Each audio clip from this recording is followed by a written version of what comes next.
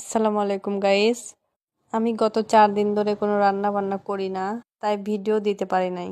আজকে আমি রান্না করব কড়াইতে তেল দিয়ে কড়াইতে পেঁয়াজ রসুন দিয়ে দেব, দিয়ে কিছুক্ষণ নাড়াচাড়া করে ভাজা ভাজা করে নেব।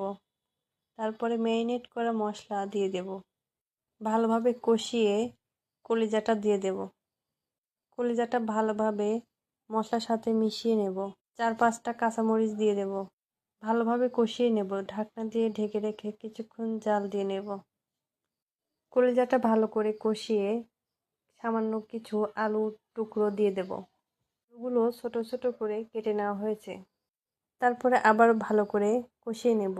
পানি দিয়ে দেব, ঢাকনা দিয়ে ঢেকে দেব যতক্ষণ না পানিটা ভালোভাবে শুকিয়ে আসছে।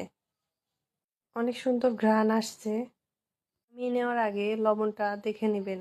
রান্নাটা প্রায় শেষের দিকে। দেখুন কালারটা কত সুন্দর হয়েছে, অনেক টেস্টি হয়েছিল। আপনারাও ট্রাই করতে পারেন।